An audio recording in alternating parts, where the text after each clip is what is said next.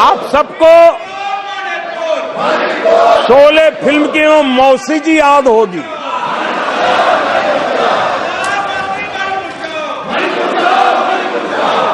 तीसरी बार तो हारे हैं, पर मौसी ये बात तो सही है, तीसरी बारी तो हारे हैं, पर मौसी मोरल विक्ट्री तो है ना। नमस्कार साथियों, मैं आपका दोस्त अशफाक अहमद और आप देख रहे हैं देशभक्त चैनल।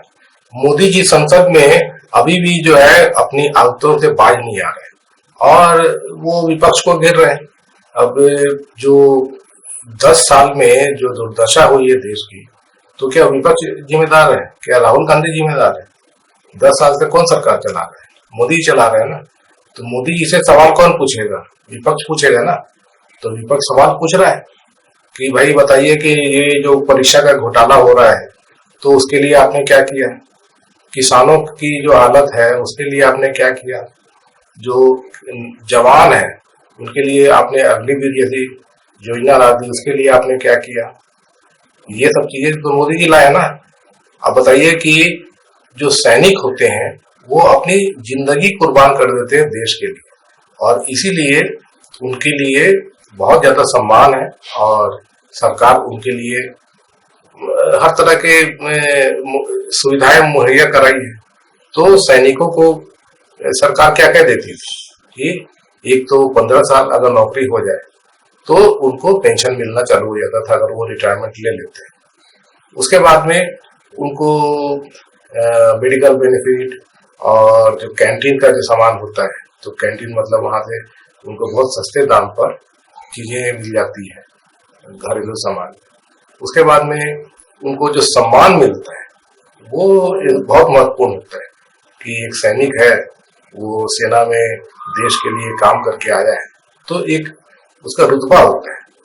अब मोदी जी ने क्या किया? अग्निवीर योजना ला दी, तो उसमें 4 साल के में ही रिटायर हो जाएगा, मिलेगा कुछ भी नहीं, कुछ भी उसको बेनिफिट नहीं मिलने वाला है, अब वो रिटायर हो जाएगा। तो बताइए कि फिर वो जिंदगी भर क्या करेगा? है वो 21 साल की उम्र में भर्ती हुआ, 25 साल में रिटायर हो जाएगा, जिंदगी भर के लिए उसके लिए मुसीबत है। उसको कोई सम्मान नहीं है, सरकार के तरफ से कोई बेनिफिट नहीं है। तो ऐसा योजना का लाने का क्या मकसद है? इसे तो सेना का मनोबल गिरेगा ना। सेना का मनोबल ऊंचा रखने के लिए जरूरी है कि उनको जो सम्मान मिलना चाहिए, उनको जो प्रोटेक्शन मिलना चाहिए, उनको जो सपोर्ट मिलना चाहिए, तो वो चीज मोदी जी ने छीन लिया है। तो ये तो बहुत खराब योजना है। तो जो लोग जो सेना में जाना चाहते थे, तो उन लोग अब जाने से कतराते हैं, अब कोई सेना में जाना नहीं चाहेगा। ऐसी हालत कर दी है मोदी ने। और ऊपर से मोदी जी जो है इस पे जिम्मेदारी लेने को तैयार नहीं है। ये योजना खत्म होना चाहिए। राहुल गांधी ने कहा कि ये योजना हम आएंगे तो खत्म कर देंगे, हम रेगुलर जो सम्मान मिलता था जवानों को वो वापस दिलाएंगे। उसके बाद में अब सेना तो बहुत रिस्की जगह होती है। अब सेना में किसी की मौत हो जाए तो उसको जो सम्मान मिलता है तो वो एक अलग ये होता है। उसको सरकार जो है उनको एक शहीद का दर्जा देती है और उनके परिवार को जिंदगी भर सपोर्ट मिलता रहता है सरकार की तरफ से। तो अभी क्या स्कीम है? तो बस ये है कि कोई अग्निवीर में शामिल हो जाए तो उसको एक 4 साल के लिए एक जो ये होता है लाइफ जो इंश्योरेंस, वो लाइफ इंश्योरेंस उसको एक कवर कर दिया जाता है। तो उसके तहत जो भी पैसा मिलता है वो उसके परिवार को मिलेगा अगर वो मर गया तो। उसके अलावा तो कुछ नहीं है। तो सरकार की तरफ से तो ये कुछ नहीं है, ये तो सिर्फ एक आपने लाइफ इंश्योरेंस दे दिया बस। तो ये बहुत ही बेकार स्कीम है। तो इस पे सवाल उठाओ तो मोदी मजाक उड़ा रहे हैं। तो राहुल गांधी को अपरिपक्व बालक बोलते हैं। अब बताइए कि राहुल गांधी आज क्या है?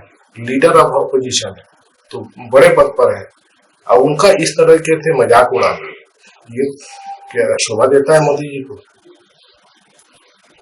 और इस संसद में बैठ के इस तरह से खिल्ली उड़ा रहे हैं, ये तो बहुत ही मतलब घटिया सोच बोल सकते हैं।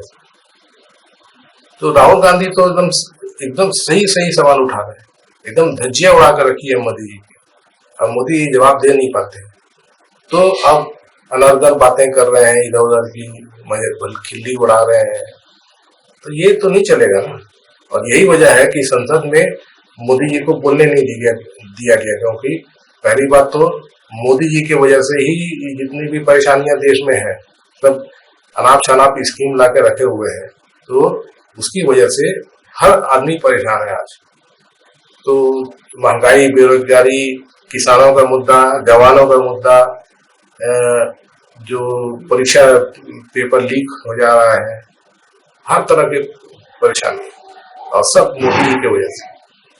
और उस पर सवाल उठाओ तो मोदी जी जो है वो अभी भी मतलब कि सिंसियर नहीं है।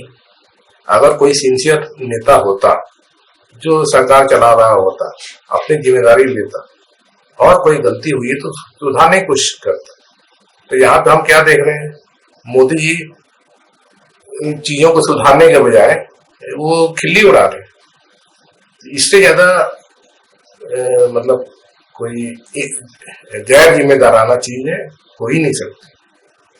तो मोदी जी एकदम पूरी तरह गैर जिम्मेदार है, और जो रवैया है ये ठीक नहीं है देश के लिए।